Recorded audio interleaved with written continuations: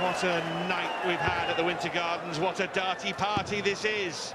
Hello there, darts fans, and welcome to the Darty Party podcast, a brand new darts-related podcast keeping you bang up to date with the latest news, interviews and discussion topics from the PDC. Now, my name's Tom Beresford at Tom Sports Journal on Twitter, and it's my pleasure to welcome all new listeners to episode 2 of the Darty Party podcast. At this time, I'd like to introduce my new co-host, Henry Cheel, at the Henry Cheel on Twitter. Now, Henry is an aspiring author, which I'm sure you've all read about his book that's coming out over the next couple of years on the story of Glenn Durrant. Henry, thank you very much once again, and welcome to the Darty Party podcast.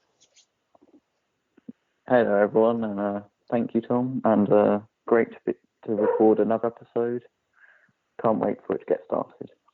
Yeah, it's been jam-packed with darting, action and drama, hasn't it, Henry? Well, let's start with the PDC US Darts Masters, which took place last week in Las Vegas. Firstly, we had the North American Championship qualifiers on the Tuesday and Wednesday, where 8 players from North America battled it out for the right to play at Alexandra Palace. Daniel Baggish was very impressive in the North American Championship qualifiers. Did you manage to catch any of the action over on Dart Connect? I saw some of it, and he definitely impressed, and he definitely deserved to win over the two days, and can't wait to see him at the Alexandra Palace later in the year. Yeah, there were some great averages thrown. I know Matt Campbell was very disappointed. I did have an interview with Matt Campbell a couple of days ago, which is available on tomsportsjournal.com if you're interested. He was disappointed by the way he played. He reached the final of the first qualifier, losing out to Jeff Smith in a last leg decider. He averaged 100 in a lot of those games, and it just shows the standard of darts in North America and what the CDC is doing for the growth of darts in North America. And another youngster, Jacob Womack, I think has won every single CDC Evolution Tour event this season, and he averaged 111 in one game. He had a couple of 102, 104 averages. So yeah, the standard in North America is really, really rising. It's fantastic to see Daniel Baggish book his place at Alexandra Palace, because he was playing some really good stuff. I mean, even in the game with Darryl Gurney in the US Darts Masters, he really did play well, didn't he? Yeah, and I think just like you're saying, the standard in the CDC these days is just ridiculous, and it's only going to get better. And Daniel definitely surprised me, because I wasn't expecting him to win it. Yeah, I've noticed throughout the whole of the North American qualifiers for the PDC US Darts Masters, every single player pretty much gave it to the big boys and really did put up a good fight. I know Darren Young only just lost out 6-4 to Van Gerwen. He's a steady 92 average. Daniel Baggish, around about 90 average against Darryl Gurney. We had the old timer Gary Mawson giving it to Gerwin Price. Only just lost that one 6-4 so there's some great matches there. Yeah, they definitely proved how good they are, but it's a shame that none of them managed to win the first round though.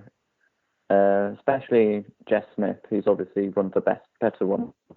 He only just lost to Peter Wright, and he didn't miss a try or double. Yeah, I think another game that deserves a mention is Elliot Milk, when he led 2-0 against Gary Anderson in a fantastic game where both players really did raise the game, but Gary Anderson just about got over the line there with a 6-4 victory. As you said, Peter Wright just getting over the line against Jeff Smith in a 6-5 victory. But then that took us to the quarterfinals on Friday. Michael Smith beating Van Gerwen, obviously, in that first game. It wasn't, in terms of quality, it wasn't great from the pair of them. They both missed opportunities. They both played below par in terms of average. But what a win for Michael Smith that was. Yeah, the game was actually I've not seen anything like that with MVG playing the way he did. And Smith at one point just didn't look like he was going to win, because he couldn't take his chances. Then he won 3 legs in the spin, I think it was. And it was definitely a good win for him. And I think that's his first win against my friend going in almost a year now. So that's definitely going to kickstart the season, and he probably will have much more confidence heading into the future. Yes, and then Gerwin Price defeating Gary Anderson 8-6 in which was a game which was in my opinion, it was sort of overhyped on social media. Obviously, with what happened at the Grand Slam, everyone was sort of licking their lips at the thought of this game taking place. It was a good game in terms of standard. It was very high quality. We had moments of drama, but there was nothing controversial about it whatsoever. Just straightforward game between Price and Anderson, and Price just coming out an 8-6 winner in that one.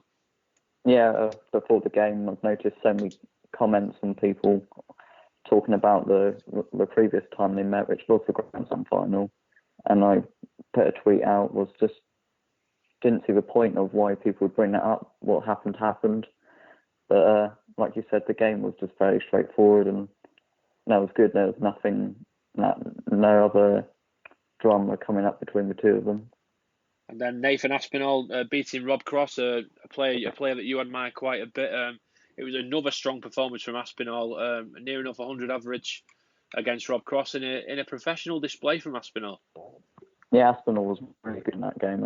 I think he just beat him, and he was the better player on the day, and fair play to him.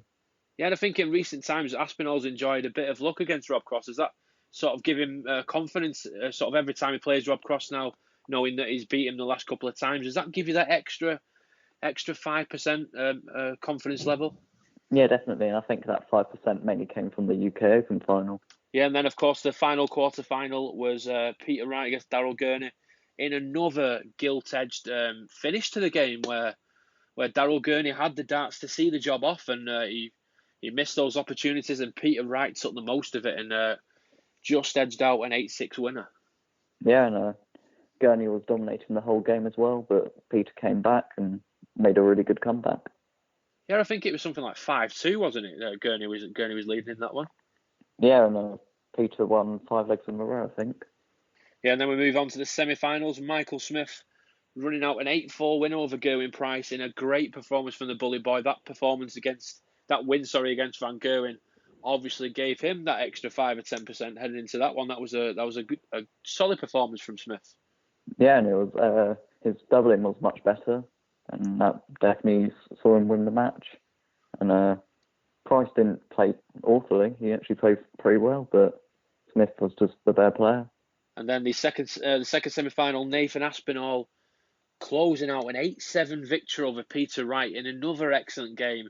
There was really nothing in it. It was just down to who could hold their bottle and hit that winning double. And Aspinall, it was another. I say it again. It was another professional display from Aspinall. Good on his doubling, heavy scoring, and it really came together for Aspinall. Yeah, and both players played extremely well there. And as you said, whoever held their bottle would win. And Aspinall, in recent times, has showed a lot of bottle, and that's definitely helped him progress to the final. And let's just talk about that final, Henry. Absolutely fantastic. Nathan Aspinall was unplayable at parts in that game. He ended up averaging about 108 in that final. I remember the 2-leg spell where he had the bounce out at the start, and he hit a 10-dart leg. And then we had I think it was 15 perfect darts in total, and in a 2-leg spell. And then Smith ended up winning that leg with a 130 finish. It was a fantastic game to watch, wasn't it?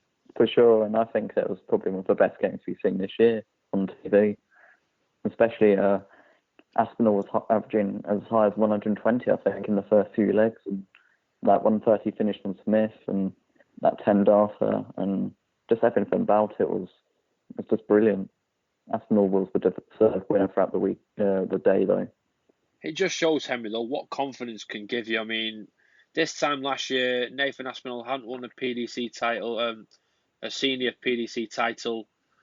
He was number around about 80, 85 in the world before he won that first PDC ranking title. Went to the World Championship and he played Gerwin Price, didn't he, early on, and got through that, went all the way to the semi-finals, only losing out to Michael Smith. Then winning the UK Open. Sort of, where did this come from? Because now Nathan Aspinall was headed into the US Darts Masters on debut. I remember his interview after one of his matches. He said he got off the plane, I'm here to win this tournament. And that's the sort of attitude that he enters tournaments with now. He's the world number 13, and he believes he can win any tournament that he plays in, whether it's on TV or on a Pro Tour. He's definitely got that hard working and determination which is really good to see in a dart player because it's all about a mental game. And I think one little thing can change everything. And I think he's just living the dream right now, and it could only get better for him. And I think for all those darts fans out there who want to see a player do well, obviously Nathan was so close to actually quitting the game. I remember him saying that he was that short of money, he couldn't even afford to enter tournaments. He went. I think the weekend before he won his first Pro Tour, he said, "If I don't get anything this weekend, that's it. I'm packing in." And to do that, and then to win a Pro Tour, and then to be the world number 13 in the space of 6 months, from near enough giving up the game, it's a delight to see for fans who stick by Nathan Aspinall and love a story like this. Yeah, I am for one. I love stories like this because just love a great sporting story, and I think it's only going to continue. I reckon he could be winning more majors in the future. Yeah, he's so confident, isn't he? He has a mixture of calmness on stage, but he likes to give a bit of aggression, but he's not over the top with it. He keeps himself under control. He focuses on the dartboard. He's such a heavy scorer. I mean, that 2-leg spell that I was discussing there, where he I think he went 180, 177, then the double 12, and then 120 visit before that with a bounce out, and then the next visits were I think it was 180, and then Michael Smith hit the 130 finish. Yeah, great scorer, and when you're playing Smith, you've got so heavy, don't you? Because Smith's scoring is also brilliant, and I think just Aspinall was class. There's nothing else I can say about that, apart from that. Yeah, I think in my opinion as well, because Nathan and Michael know each other very well. I come from the northwest of England, and there's a lot of competitions on up here. There's week in, week out. There's tournaments for maybe 500 quid or maybe £1,000 on weekends, and you get the likes of Dave Chisnell, Nathan Aspinall, Michael Smith, Scott Taylor. There's so many players up here that play in these competitions. So Nathan and Michael know each other inside out. They're very good friends, and knowing how each other play I think that sort of brings your best game out, doesn't it? Because you're comfortable, you know that you played that play before, you know what to expect, and you can just play freely. Yeah, of course, and I think just when you play your friend, though, you just got that bit of a extra competitive spirit. You're probably more likely to try harder to beat your friend and joke about it afterwards. So speaking of Nathan Aspinall, I managed to catch up with the UK Open and the US Darts Masters champion. Here it is. So I do have Nathan Aspinall live on the line following his victory at the US Darts Masters in Las Vegas last week. Nathan, thanks for coming on. It's a pleasure to have you on so soon after the win, mate. Oh, it's fine, no problem. So you must be on cloud nine after what happened last week in Vegas. I remember you saying in a TV interview that the minute you got off the plane, you were on a mission to win the tournament, and that's exactly what you did. Yeah, I got the call that I got invited to one of the World Series, and when I found out I was getting one of them, I wanted the Vegas one. And luckily for me, I got it. So, I took it as an advantage and an opportunity to go out there and show people what I can do. And luckily, I played really well out there. And yeah, I came back with a title, my second TV title. So yeah, I'm really happy. And hopefully now it's a good start and good preparation ahead of the next big one, which is the Matchplay next week. Yeah, and it was a really professional job that you did throughout the quarters. Obviously, the first round against Sean Brenneman, a player that you won't have known much about. Just how did you approach that game without knowing anything about the player who you're playing? Well, the draw was done. I knew a few of the guys, like Jeff Smith, Darren Young, people like that. But again, like you said, I didn't know who he was. The manager did his homework, had a quick look at Darts Connect, and he said, play your game, you should be fine. And I went on that stage, and I treat every game the same. Whoever I'm playing, whatever standards, you got to go out there and just play to your best ability every time. And I did a good job, did a professional job, and came out on top. And then it got a bit tougher after that, but I handled myself well all weekend, and yeah, it was good. Yeah, and then we move on to the game with Rob Cross now. Obviously, you beat Rob Cross in the UK Open final. Does that give you that extra 5% heading into that game, knowing you've got sort of a mental edge over Cross, that you've been playing well against him previously? I think he's good enough for that not to affect him. Certainly myself going into the game, I felt a lot more confident playing him after after March, after beating him in that final, because that was the first time I'd actually beat him in the final. I'd never beat him prior to that. So going into the game, I believed that I could beat him as long as I played a steady game. But before I walked on stage, the hour before I walked on, I just could not hit anything. I was practicing with Darryl, God knows what, both of us were absolutely horrendous. So I kind of feared when I walked on, but luckily I started off quite well and I got the victory in the end. Yeah, it was steady performance, 100 average. Your finishing was pretty good throughout the whole tournament, to be fair. And 100 average, you must have been happy with that heading into the semi-finals. Yeah, the finishing is something I've been working on. I'm quite a big scorer anyway, and I do take, I've been taking some big shots out. It's the two darters that, you can find yourself messing around with them at times, and that's what I've been working on, trying to, finish legs off as soon as I get that opportunity instead of messing around with doubles. That can knock your confidence, and, all through them 3 games I played in Vegas, I finished really, really well, which is something that I was very happy with. Yeah, speaking of the finishing there, obviously in the semi-finals, you edged out Peter Wright 8-7 in a fantastic game where you both averaged over 100, yourself 104, Peter 102, and then you hit 47% on the checkouts. That was the deciding factor in the end. You must be so comfortable on stage when both players are playing so well on top of the game. You get into that one tunnel vision, don't you, where you're just focusing on your game that much that you don't even know what's going on. Sometimes you don't even know what score it is. You're that much in the zone. Yeah, it doesn't happen, all the time, but we were definitely in the zone, me and Pete, and like you said, then you feel when you're in that little zone, you just feel like you're just not missing, and the game feels, even though it's not, the game feels easy, and for the spectators especially, and for us playing it, it was a great game. I thought I blew it at the end, like when I missed the 2 darts at double top, but luckily for me, Pete missed his opportunity, and I pinged it. I think it was the second dart. So it was a great. Again, Peter Wright, someone I've never beat before. I think once or twice I played him before, never beat him. So again, that was another tick in the box for myself. With another achievement I've done over these last 6 months, and I put myself in another final. And I think, Nathan, sometimes it takes a big finish in a game to get you going as well. I mean, that 1-6-1 finish in that match was spectacular, and not just that. The 1-6-1 finish is a finish that Peter Wright has been accustomed to over recent times, and it must be. Does it give you that extra bit of confidence when you're at a big finish like that in a game? Yeah, I feel. To be fair, I said it to a few of the mates since I've come back. I think that 1-6-1, as daft as it sound, it was early in the semi-final, and it wasn't even in the final, but I actually think that 1-6-1 won with the tournament, because if I miss that, he kills his 4-2 up at the break, he's coming out with a throw, 5-2 down, in a race to 8, you're probably going to be out, and to take out just before the break as well, it gave me an opportunity to let a bit of emotion and adrenaline out, so Peter could see it, that was up to the game, and I came out after that break, and me level went up a bit more. So I think that 1-6-1 was a massive shot, and shots like that in games, they do turn games, and I believe that 1-6-1, won the tournament, to be fair. And then obviously, Nathan, we move into the final in what many people were saying was probably one of the best games of the year so far. 106.7 average, an 8-4 win against Michael Smith, a player that you know all about, obviously. Like myself, coming from the northwest of England, you play each other all the time. You maybe practice with each other, played at opens and stuff like that. Does that make you more comfortable heading to a game that you're playing, and you know their game as well as yours? Not playing Mike Smith, I can't stand playing him. He smashes me every time I play him.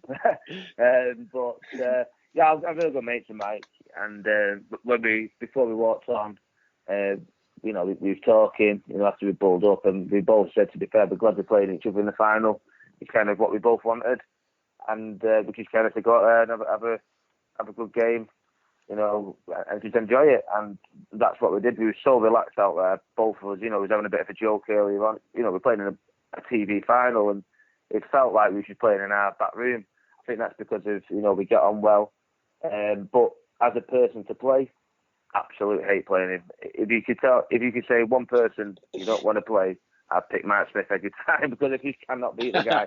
But luckily, finally I got my win over him. I think that's the first time I've ever beaten him in probably 5 or 6 times. So for me to finally get that win over him, I was really happy. And in the manner that I did it, it was a great game. Mike played brilliant, but everything I threw at it, and the start of it, again going into the final, still new territory for me. But the way I started, then first 3 or 4 legs, it just gave me so much confidence for the rest of the game, and I played brilliant all the way through it, and I ended up beating him and won.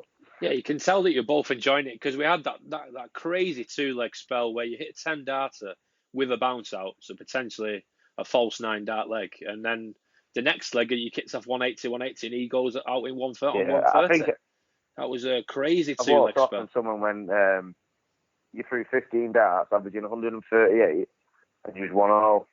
And I was like, Jesus, what more can you do there? But that actually proves how good he is.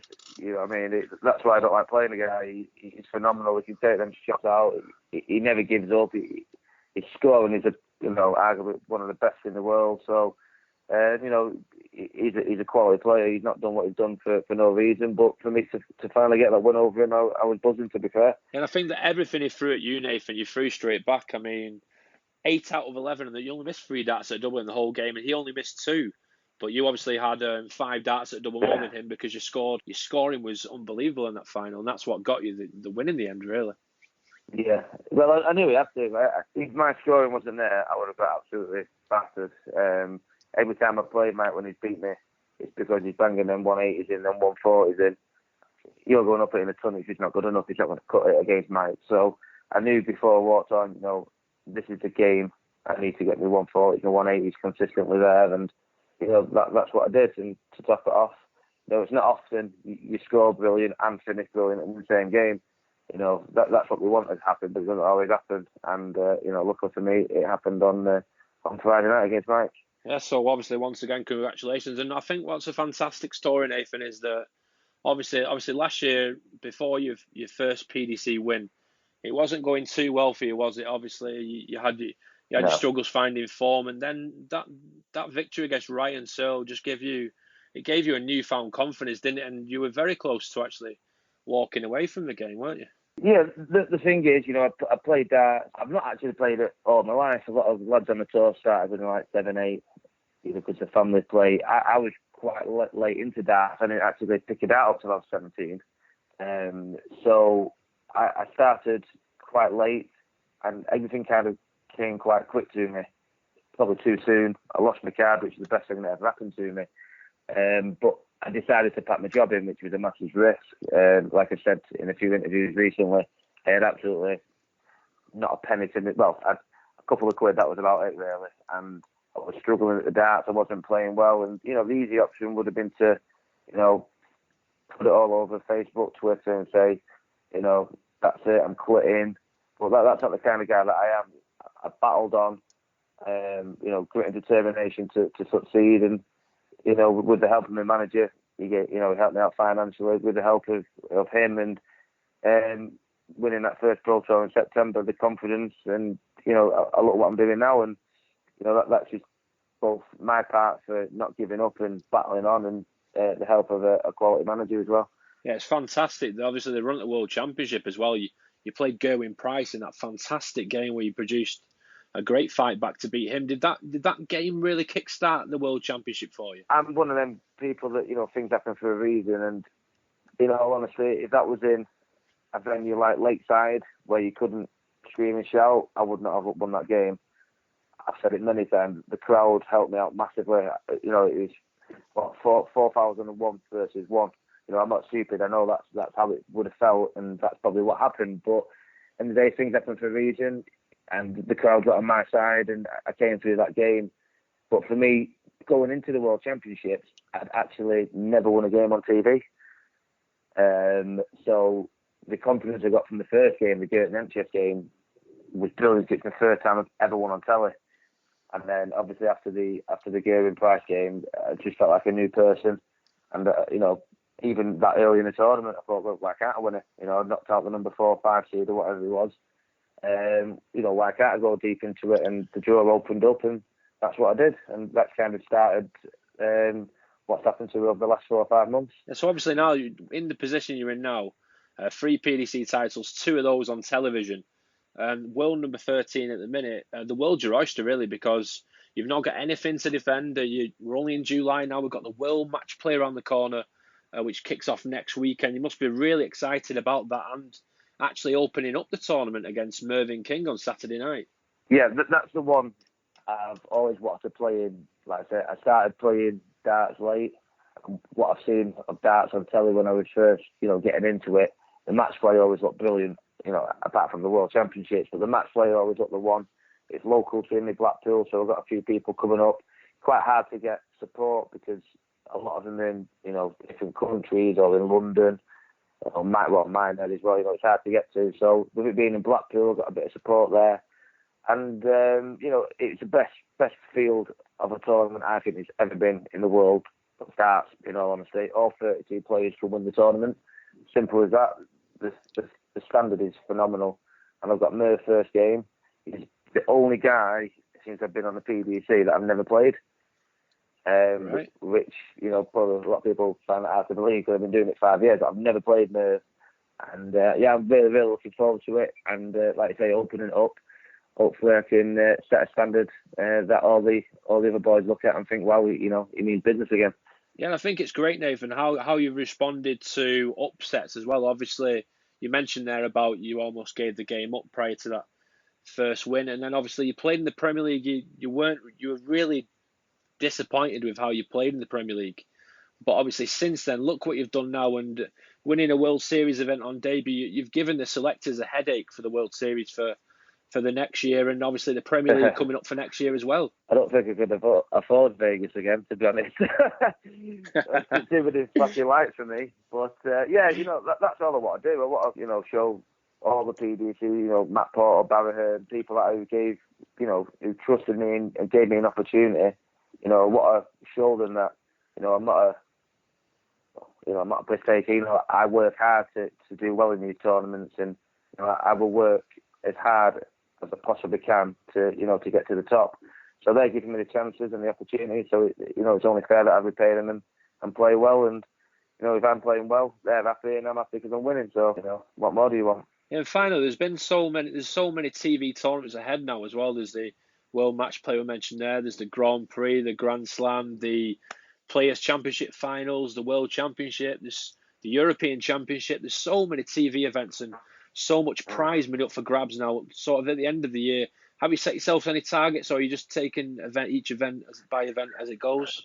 No, I've set myself targets. First and foremost is to break that top 10, which I've looked on Twitter. Burton DeWitt, he does all these tables when your money's off, etc. And I'm already in that top 10 as it stands when money's off. But I want to secure my top 10 place by the end of the year. I think I can get higher than that by the end of the year, but don't want to be greedy. So top 10 will be brilliant by the end of the year. And then the following year, because I've still got nothing to defend, a massive push for that top 4. And with what I've got, what I've known guaranteed, and what I'm already on, as long as I play steady throughout the year and have a couple of decent runs in TV tournaments, and I don't think top 4 is an unreasonable target. I think I can do it. I believe in my own ability. I believe I am, certainly a top 8 in the world player. I keep proving that. So so top 10 by the end of the year, and then big push then to be with the elite. Yeah, obviously before you mentioned about your finishing and what you've been working on, your 2 dart combinations and stuff like that. Is the Grand Prix something you're looking forward to this year?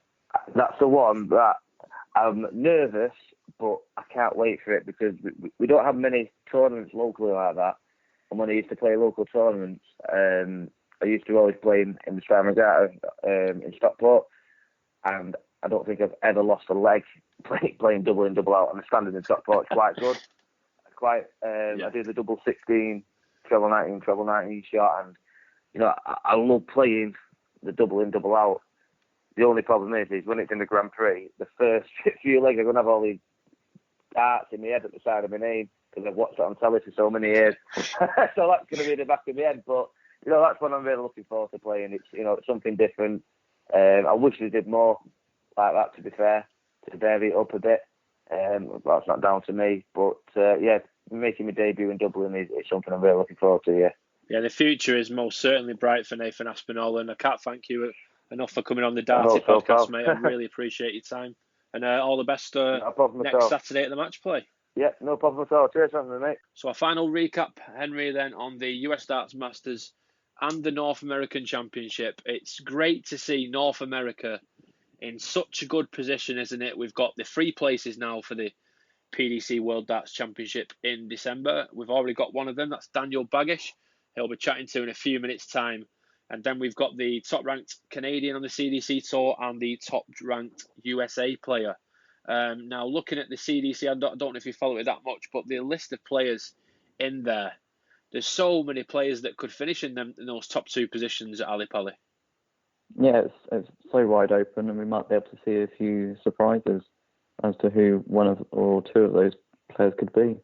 Yeah, and I mentioned Matt Campbell. I've been really impressed with him. He's only been on the tour for just over a year as well. He burst onto the scene in Burlington, Ontario last year when he tried for the qualifiers, the CDC event. He qualified and went all the way to the final, and he played Darren Young in that game, and that was I think it was a 6-4, 6-5 win to Darren Young. But I think Matt Campbell hit over 21 80s in that event, which was fantastic for a debutant who'd never even entered a CDC stage before, never played the tour, and he's definitely a player that I'd like to see on a PDC stage.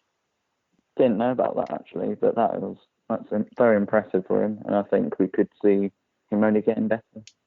Yeah, no, I seen an interview with Jeff Smith just after they played the final and the event number 1 of the North American Championship qualifying. Jeff Smith was that confident that Matt Campbell would qualify. He said he'd throw $1,000 right there, right now on Matt Campbell qualifying, which came back to bite him. Although he didn't bet the $1,000, it may have come back to bite him because Matt Campbell just missed out. I think he missed out on I think he finished on the same points as somebody who qualified. So I'm not sure what the criteria was.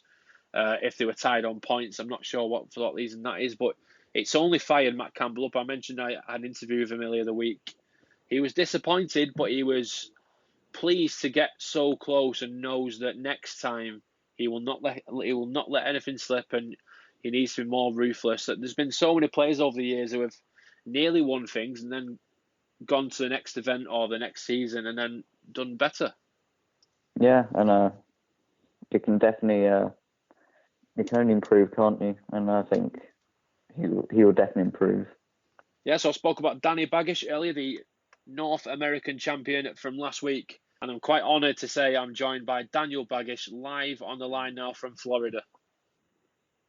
So, guys, I do have the North American champion, Danny Baggish, live on the line right now. Good evening, Danny, and thanks for coming on the show. And what a couple of days it was for you over in Las Vegas. Thank you so much, Tom. Yeah, still a little overwhelmed by everything coming back and dealing with the interviews and so forth, but I wouldn't change it for the world. It was a great experience. Yeah, so obviously heading into the North American Championship qualifiers, which took place on Tuesday and Wednesday, what were your expectations sort of going into that? Were you looking to win an event to qualify, or were you just looking to play your best darts and see where you got to? I was coming in playing very well, leading up to it, playing a couple tournaments here in the U.S. I was playing probably the best I've been playing in 15, 20 years. So my expectations were high. I'm not the type to say I was going to win one, but I felt strongly I was going to qualify. And I got lucky enough to, my first 2 days, man, a couple tough draws, but that third one was tough as well. But I pulled through and knew I had to do something, and I was lucky enough to do so. Yeah, I was watching the qualifiers myself, and the field of players that came through the qualifiers was unbelievable. I mean, I watched the very first qualifier where Matt Campbell reached the final, and Jeff Smith was saying that he'd throw $1,000 on Matt qualifying, and then he didn't even end up qualifying. That's just how strong the field of qualifiers was, and Matt Campbell was throwing in some really high averages, playing really well, and he didn't get through, unfortunately. That just sort of shows the standard of darts in North America at the moment. Yeah, he was coming in just as hot, if not hotter than I was. I was keeping track of his CDC performances and the way he was throwing, it seems like 90+ average was coming easy for him. So it was tough. It really was. A lot of players were throwing 90+, and it's come a long way. I think we can thank the CDC and even the events like Vegas, where the top players in the world come over and play. It's an honor to play against them, and to keep our darts to where we're starting to compete is definitely a plus. Yeah, just touching on the CDC there, which we'll get to in a minute. Obviously, you came through the qualifiers. You won the first event on the Wednesday, which got you straight through to the North American Champion. Then heading into the big stage, the PDC big stage. What were your thoughts heading into that? Obviously, playing on a big stage in front of all the TV cameras, thousands of people in attendance. Just sort of, what was your feeling around that? Well, it was the first time for me, that's for sure. So I didn't know what to expect up there, but when I qualified and I was able to make the stage, that's what I went there for. So I was more relaxed in the room, the players' room, and I just enjoyed the moment, and I lived in the moment, and you can't take that too seriously, or else you'll start stressing yourself out. When I was on stage and I was playing Daryl Gurney, I was more relaxed than I thought I was gonna be. Of course, it's hot up there with all the lights and all the crowd chanting. It was a great moment, but I still feel like I played well.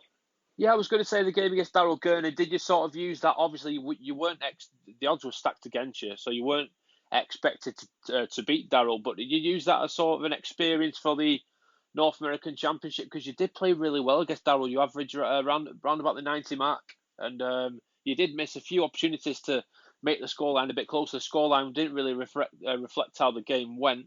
So obviously heading into the North American Championship with that good game behind you against Daryl, did that sort of give you that extra boost heading into the North American Championship? It did, because you're absolutely right. Like I was at the 92, 93 range with missing 7 clear at 40, and I don't know if I tightened up at all, but I was comfortable. And after the match, Daryl kind of just gave me a little pep talk and was like, you're playing well. There's no reason why you can't win the North American Championship. Just keep doing what you're doing. You look comfortable on stage, and you're a great player, and that really helped out as well. So going into that night, I felt I had even more confidence. So took it one match at a time. I don't look ahead, and I was lucky enough to win for sure. Yeah, and it must have been a fantastic moment. You've got 3 darts and 60 left in your hand. It's 5 apiece. Whoever wins that leg wins the title, and you've got 60 left, and you've pinned double top for start. Just talk us through the emotions when that double top went in. A lot of emotions. To know that I was going to, doing it for my family. My girl was supporting me throughout the whole thing. The talks that she gave me, my friends, my family back home, just everywhere. I had people watching that I didn't even know that was watching that would send me messages. When it went in, it just, all of it came out at once. And I wear my emotions on my sleeve, and I love this game. And I don't see why we can't compete if we try. And so when it went in, and it was just all the relief, all the tears, all the joy, it was all just happy. Yeah, and it's great for you. Obviously, you win a spot automatically for the PDC World Darts Championship in December. You must be really looking forward now to the trip to the UK to play against some of the best players in the world. I am. I'm looking forward to the opportunity. This is what everyone, the Alexandria Palace, everyone dreams about that. I know. I watch YouTube channels all the time on these players, and it's a dream come true. So I know when I get there, I'm going to enjoy the moment. I'm not going there to settle, though. I'm not going over there just to say, oh, yeah, I made it. I want to make a mark. I want to win 1, 2, 3 matches or make a run. The third qualifier that I played in, I had a stretch of 4 legs to where I was 95 plus and 100 plus averages. So those can compete. And I want to bring that game over there to where I can show what I can do. Yeah, we mentioned about darts in North America on the up as well. Obviously, you are the first American player to win the event since Willard Brugier did it 2 years ago. Obviously, Jeff Smith won it last year. So you must be pleased to represent the United States as well at the World Championship. I'm very pleased to represent the whole U.S. and even Canada. I mean, just everyone over here. I know everyone has my back, and I have all the support in the world. And the stress or the nervousness won't get to me on that. I felt comfortable on the stage, and I feel like when I go there, I'm going to take in the moment, and I'm going to feel comfortable and hopefully pull through. Yeah, and it is all about experience. I remember when Jim Long qualified for the World Championship back in December through the CDC Order of Merit. Then obviously he's played in the World Cup. So every bit of a stage experience you do get gives you so much confidence. I mean, Jim, when I spoke to Jim before the World Championship, he was like, he didn't know what to think of it. He was a bit 50-50 about playing on stage. But now he's an accomplished stage player. He's played 2 games at the World Championship. He's obviously played in the World Cup now, and sky's the limit for. And this is what the CDC does for you.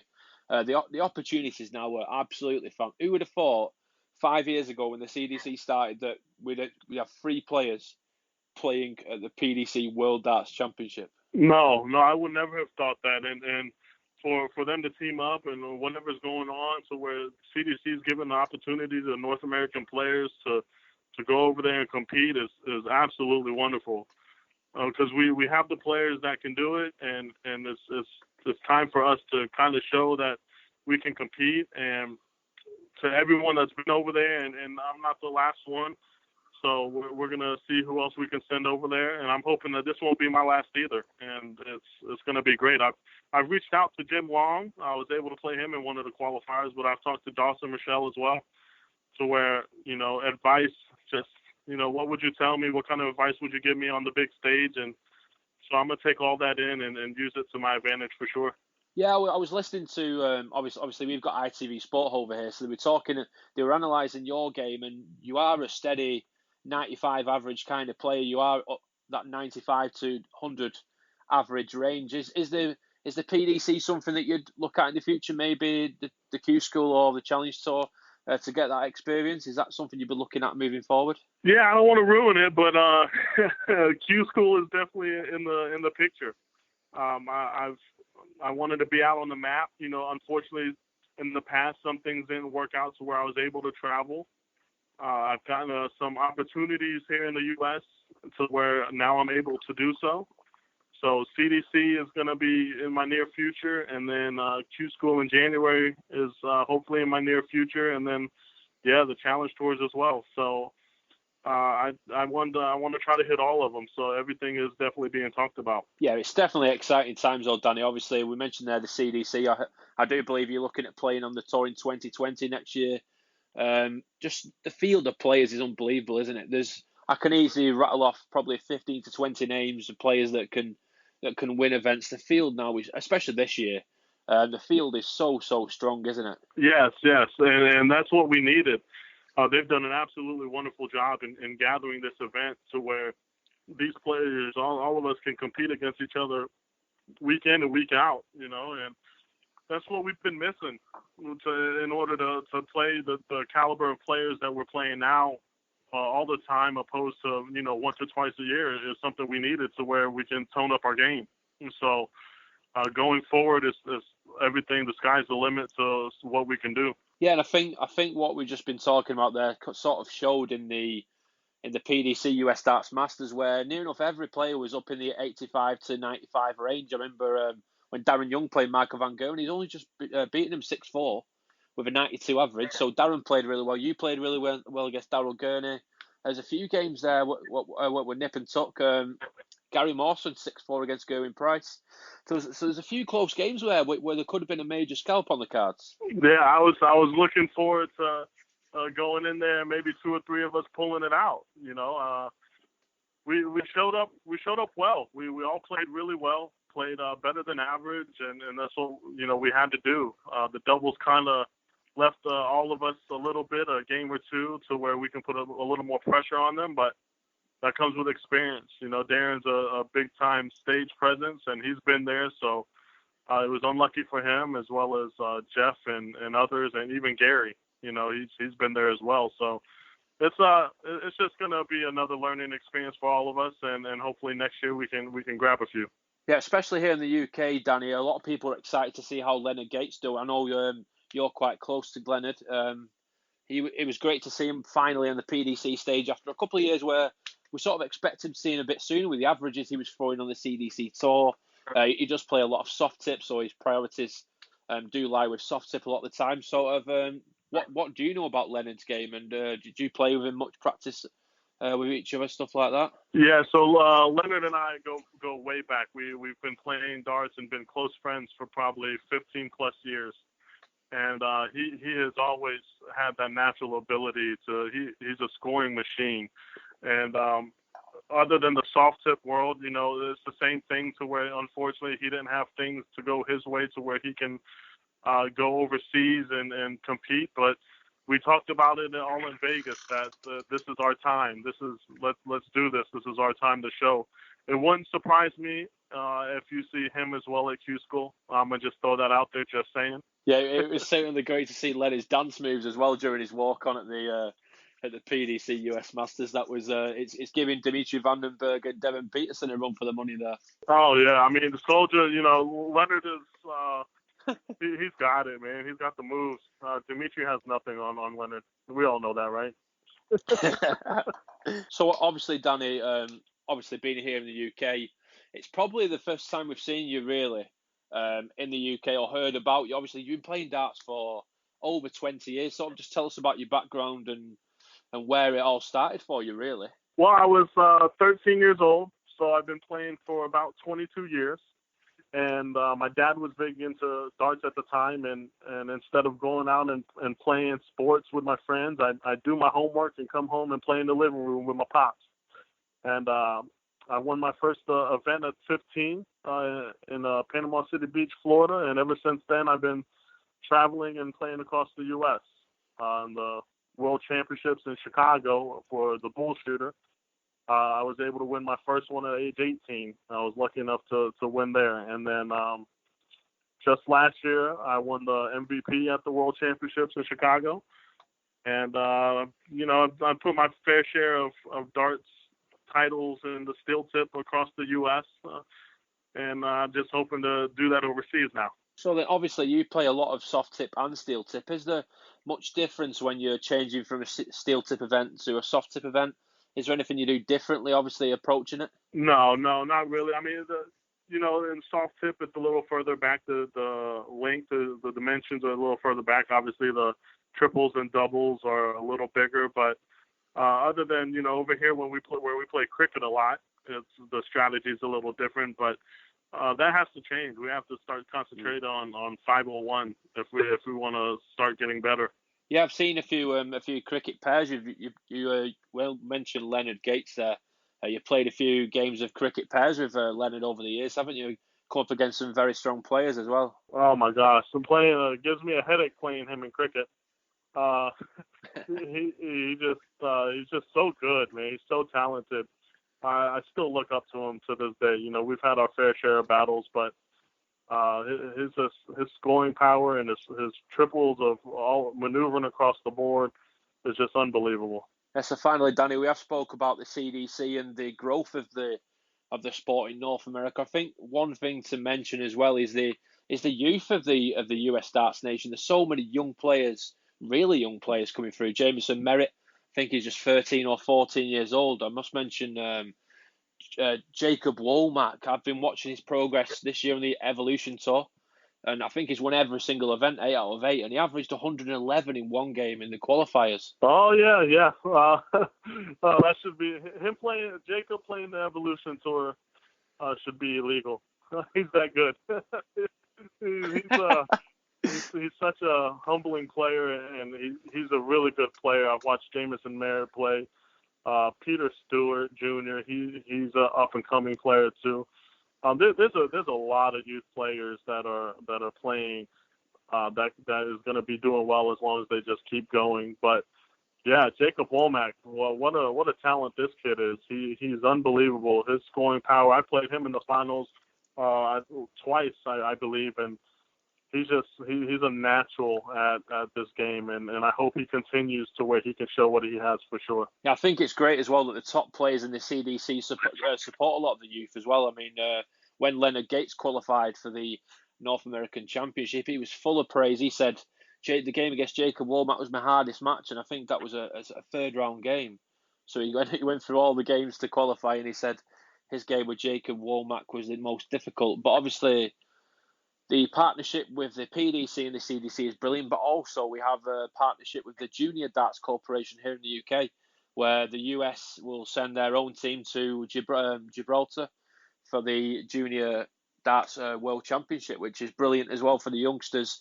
Having that sort of big stage experience at such a young age, it's only going to make them better earlier in their career, isn't it? Yeah, 100%. You know, we didn't have that. I know I didn't have that when I was playing, and I know a lot of other top players didn't have that when they were playing. So for this to happen for them at such a young age to get the experience of the big stage, because, you know, that's more nerve-wracking than it is as we are adults to play in front of hundreds of thousands of people watching online or whatever the case may be. So any stage experience like we touched on earlier is great. And for them to get it at such a young age, they're going to do nothing but thrive if they were able to make the stage again. So, Danny Baggish, I must congratulate you once again, my friend, and it's been an absolute pleasure having you on the Darty Party podcast. Thank you so much, Tom. I appreciate it. Thank you. So, Henry, let's quickly, obviously on the subject of Nathan Aspinall still, we asked our followers over on Twitter to get involved with any discussion topics they may have,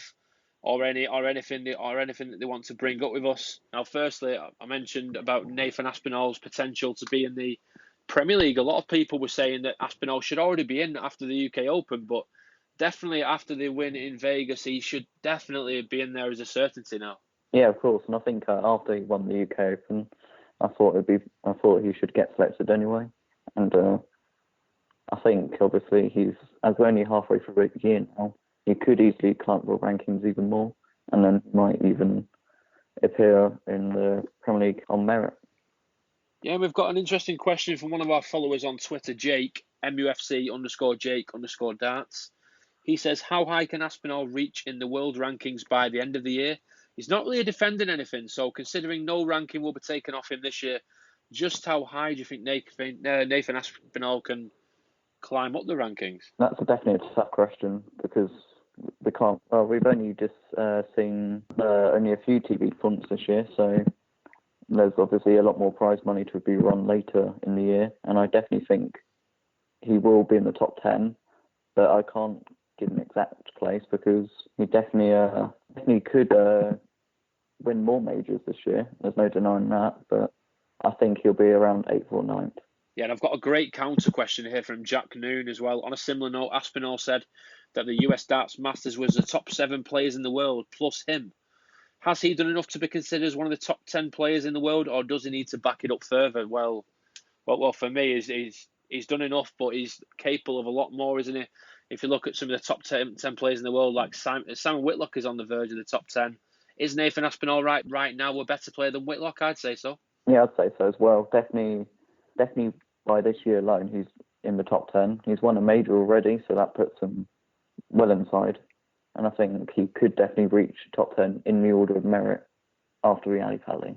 Right, so Henry, we have some exciting times coming up. In just over a week's time, we have the Betfred World Matchplay 2019 at the historic Winter Gardens venue. We spoke about it briefly last week, but the draw was made earlier on this week. And we've got some fantastic matches, haven't we? I mean, let's just go through the draw bracket as well. I mean, the bottom half of the draw is absolutely wide open, isn't it? We've got Rob Cross versus Chris Dobey, Darren Webster and Ratajski, Gerwin Price, Stephen Bunting, Ian White, Joe Cullen, Peter Wright, Van der Voort, Simon Whitlock, John Henderson, Darryl Gurney, Ricky Evans, Johnny Clayton, Keegan Brown.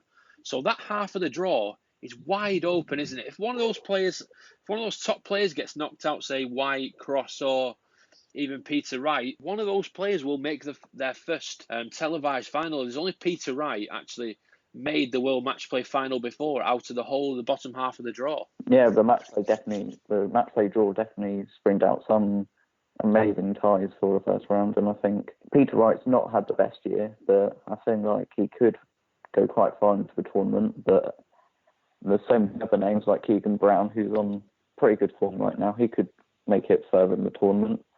And players like Dobie, who's already had a fairly decent past half of the year, he could do quite well. Ratajski's on good form, having just won a Players' Championship recently. And I definitely think the first round will have some surprises in that bracket. So let's just talk quickly through the schedule. We've got some great matches on the opening weekend, especially Sunday. Sunday is so action-packed, it's unbelievable. We've got the opening night, Saturday, July the 20th. Nathan Aspinall, who we've been talking about on the show, he opens up the tournament against Mervyn King. Gerwin Price versus Stephen Bunting. Gary Anderson against Danny Noppert, and Rob Cross against Chris Dobie. There could be a few upsets on the cards, even on the opening night. Obviously, last year on the opening night, Jeffrey Van shocked the world when he beat Van Gogh for the second time consecutively on TV. Could we see another shock on the cards on the opening night at the Winter Gardens? I don't think so. Purely on the basis, Aspinall's in really good form, so I can't really see him losing. Price should be able to beat Bunting. Bunting has had a good run at the Euro Tour recently, so he could be a threat, but I don't really see Price losing to him. But Anderson will be it'll be difficult to predict whether he will be playing really well or not. I think he could get past Noppert. The last game would probably be the most likely for an upset, as I just said. Chris Dobie's playing well recently, but Rob's looked a bit off. But we'll just see what happens on the day, won't we? Yeah, I think if there's going to be any upsets on the open night, it's going to be them last two games, because Danny Noppert is in the form of his life at the moment. Played really well in the last European Tour event. If he leaves that double 12, he's absolutely ruthless. He never misses it. And Gary Anderson, like you say, is not really, apart from the World Cup, he's not really played any competitive darts in 2019. So it's going to be interesting how Gary plays. If he plays his A game, though, no way he's going to lose on the opening night. And heading into Sunday afternoon, Darren Webster against Christoph Ratajski. What an opening game that is on a Sunday afternoon. Dave Chisnell, Max Hopp, that's another close game. Ian White versus Joe Cullen, that's a coin toss for me. Michael Smith against Jamie Hughes. Now, this is one of the ties of the first round for me. Jamie Hughes, in the form of his life, won the Euro Tour, the Czech Darts Open, as we spoke about last week. Michael Smith, he reached the final of the US Darts Masters, but he's not been entirely happy with his form. I've seen on social media as well that he's done something to his ankle, hasn't he? He's got a bit of gout there. All four of those games on Sunday afternoon can go either way, I think. Yeah, I agree with you. Webster's not, especially in his great form. He's been struggling with his wrist, I think, this year. And Ratajski's playing really well, so I can only see Ratajski winning that. And Chisnell is playing really well. He's won 2 Players' Championships events on the European Tour, so that already suggests he's been playing better than Hopp, but I would never rule Hopp out because he's a very good player. But I think Chisnell would just edge him out. I don't know about you, though. And with Ian White, it's people are talking about him, saying he could win a major this year, but I don't think he'll do that well on the match play. Although he's a really good player on the Pro Tour, I don't think he'll do incredibly well at the match play, though. And I think Cullen, he hasn't had the greatest of his year, whatever. And I think it'll be a very close one, but I can't really say, to be honest, because Ian looks a bit nervous when he's on the stage. And as you said, the last one is a very, very tie because of Smith's gout issues. And Jamie Hughes is definitely playing incredibly well, and I think could go either way. Yeah, I certainly think that last game, Michael Smith and Jamie Hughes could potentially go to a tiebreaker. It's that sort of game, isn't it, where both players are up for it. Both players can break each other, both players can hold. And it's going to be one of them sort of games, I think, a dramatic contest. And it's going to be really close. The Joe Cullen game against Ian White, it's a strange one because Ian White hasn't really produced the goods on TV when he reaches the latter stage of the tournament. He hasn't really produced that sort of game that he plays on the European Tour and on the Pro Tour. But with those Euro Tour victories, I think that will give him certainly an extra 5 or 10% by playing on the big stage. But Joe Cullen is sort of, for me, has changed into a big stage player where he used to be a really good floor player, play well in European Tour, get to semi-finals. His run to the World Matchplay last year, when he reached the quarterfinals, missing a dart to beat Gary Anderson to reach the semis, that potentially could have decided whether he got in the Premier League or not for me, because if he reached the semi-finals of the Matchplay, I think he may have got considered for the Premier League. But like you say, his form has been up and down on the Pro Tour, but on the big stage in the TV tournaments, this is Joe's time to shine, I think. Yeah, definitely. No. He just needs to have a good TV run to boost his confidence back up. Yeah, so moving into Sunday evening, it's just as good as Sunday afternoon, in my opinion. James Wade against Jeffrey Isvan, the semi-finalist from 2018. James Wade won another Pro Tour event a couple of weeks ago.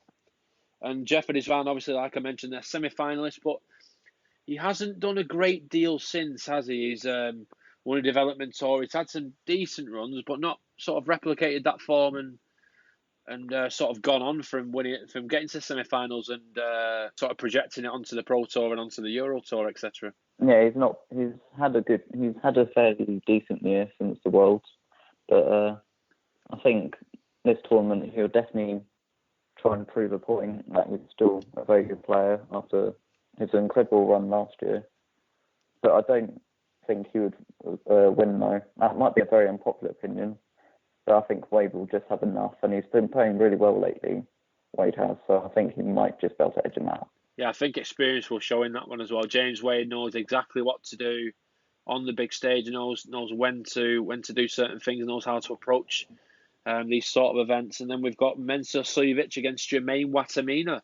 Sort of a conflict of throwing styles, really. Mensur Suljovic is quite a methodical thrower, and then Jermaine Watamina, as his nickname says, is the machine gun. He's a very fast thrower, so that's going to be interesting to see how that one goes. Yeah, and I think I reckon Suljovic will win comfortably, but Watamina has been playing quite well at the World Cup, but other than that, he hasn't really formed incredibly on the Pro Tour, but I think he'll struggle with Mensur's throw and it put him off a bit. And then we've got Michael van Gerwen against Steve Beaton, a repeat of a World Matchplay game from a couple of years ago where Michael van Gerwen hit that 9-dart leg and Freddie Flintoff provided that hilarious commentary over the 9-darter. Yeah, I didn't watch that game live though, but definitely seen it back and it was quite amusing to see Freddie's reaction to it. And then to round off a fantastic weekend of darts, we've got, in what is my view,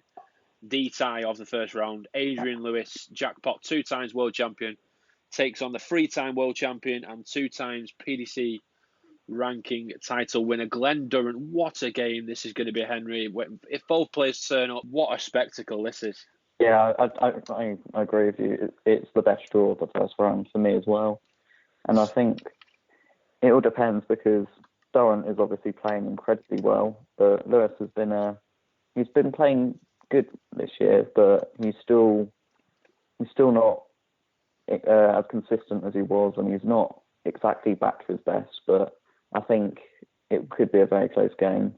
Obviously, Adrian Lewis has got that experience behind him in playing in World Match Plays and World Championships, but so has Glenn Durrant over recent times, and Glenn is in a really good place. I was listening to an interview on BBC Tees the other day, his local radio station, following the draw, and he is in such a good place. He's obviously give up full-time work to focus on the darts, and he really is in a good place. He's got a nice balance of family life and darts, and it's really going well for him, and he couldn't be any more confident, Henry. Heading into this, he's a very confident man, and he's very grounded with it as well, he's Glenn, and he's very much looking forward to making his debut at the Winter Gardens. Yeah, and he said a lot of times in all of his interviews that was one of his main goals when he first won his tour card for his first year on the PDC circuit, and now he's done it. I feel like he'll be preparing well, and hopefully he could have a really good tournament. Yeah, so on Monday, which is the final bunch of the first round matches, Johnny Clayton kicking off the evening against Keegan Brown, Simon Whitlock against John Henderson, Daryl Gurney against Ricky Evans, and Peter Wright rounding off the first round against Vincent van der Voort. Now, it's not quite the blockbuster lineup that we've been going through over the last few sessions, but some great games in there. Johnny Clayton has been brilliant on TV recently, but Keegan Brown is coming into some sort of form. He didn't really play that well last year. He played Dave Chisnell last year, where both players didn't really play well. It was a bit of a scrappy game, which Dave Chisnell won. But I've been impressed with Keegan this year. He's really kicked on, hasn't he, on the Pro Tour and on the European Tour? Yeah, he's beaten MVG the past 2 times as well. So twice on the spin. Yeah, and that's definitely going to give him some confidence, and I think he will have a decent run at the Matchplay as well. And I don't think he'll be a threat, but as the bottom side of the draw is so open, he might be able to have a really good run. Yeah, there's no better confidence boost than beating the world number one. I mean, I think that's what's given Glenn Durrant that extra 5% confidence. That it wasn't just a win over Van Gerwen; he absolutely obliterated him in a 7-2 win. I know it was only a Pro Tour event, and Glenn came off saying that MVG didn't play that well, despite MVG averaging almost 100. So it just shows that beating Michael, especially 2 times on the spin as well, both on the Euro Tour, on a big stage, Keegan Brown must be approaching this tournament just so confident about what he can achieve. And obviously moving into our next game there, Whitlock and Henderson. It's Whitlock has been up and down this year. John Henderson made his debut at the Premier League, so that's going to be another interesting game, isn't it? Yeah, I think Whitlock hasn't had the best of years, because I reckon it's mainly because he didn't get selected for a Premier League. But Big Hendo, I think he could have a good run. As I said before, the bottom side of the draw is very open, so I think he could have a good run in the tournament. But I think he'll just beat Whitlock around 10-7 or something like that. And then rounding off the night, obviously Gurney against Evans, and then Wright against Van der Voort. I can't really see Van der Voort causing an upset. Can you in this one? No, not really. I think he'll just be there for fun, to be honest. Yeah. And then obviously, I think there could be a potential banana skin in here, Henry. You know, this Gurney versus Ricky Evans, because Ricky Evans has really been producing some top form, hasn't he? He's reached the final of a Euro Tour this year, and he's really played well. And Daryl Gurney, we all know what Daryl Gurney is capable of. If he plays his A game, 9 times out of 10, he will win any darts match. But we do see, I remember Chris Mason saying on the ITV coverage of the Masters at the weekend that Daryl Gurney doesn't really have a good B game. When he's off, he is off, but when he's good, he's really good. Yeah, and Chris Mason was right in that regard. And Ricky Evans has been really good this year, I think. And I think it was Gurney that actually beat Evans in that Euro Tour final, so maybe he might be looking for some revenge. But yeah, I reckon it'll be a very close one, but I can't tell you the winner. Yeah, and then of course we've got the 2 PDC Players Championship events chucked in there just before the match play on Tuesday and Wednesday in Barnsley, and I can confirm that Michael Van Gerwen, James Wade, Robert Marjanovic, Dawson Michelle, and John Goldie have all pulled out of the 2 PDC Players Championship events. You can understand with Van Gerwen and Wade pulling out, obviously so close before the match play. I'm surprised that a few others haven't pulled out with being so soon to the World Match Play in Blackpool. I reckon they just want last minute practice, to be honest, just to get a feel of their game before heading into a tournament. I suppose it's how strong mentally minded you are as well. I know that I spoke about Glenn Durrant earlier in his interview with BBC Tees, and another thing that he was saying was he is so mentally strong that even if he has a few bad results, he will still be going into the World Match Play so confident. He just wants to use it as not as a practice. That's maybe the wrong word to use, but sort of a prep for the tournament. Sort of play his best game. Maybe get another 5 or 10% confidence, because if he has a good run in one of those days, beats a few top players, maybe obviously he can't draw Van Gerwen again, but maybe the likes of Gary Anderson or Gerwin Price or something like that. Maybe get a few good wins under his belt. Get some more confidence heading into the match play, and potentially as well, what would happen if he drew Adrian Lewis? If he managed to draw Adrian Lewis and sort of get a great result against him, just sort of how would it affect Lewis as well if they played each other and either player got a heavy win under the belt? How would that affect the match play? It all depends really, because each player that will take part in the event, like you said, for Durrant it doesn't really affect him. But for some players it might, and that might just ruin their chances of winning their opening matches. It all depends on the player really and how they deal with it. But I think if Durrant does play Lewis and beats him, then that will definitely give him more confidence, and Lewis maybe not so much. So Henry Cheel, thanks very much once again for being my co-host for this week's show on the Darty Party podcast. We'll be back early next week on Tuesday at 8 a.m. Obviously, heading into the Pro Tour events and then the World Match Play. It's going to be another fantastic week of darts, and whatever you're doing, guys, have a great week, and thanks again for listening to the Darty Party podcast. Don't forget to follow us on Twitter at Darty Party Pod, and thank you for listening. Hi, I'm Jim Long. Thanks for listening to the Dart Party Podcast.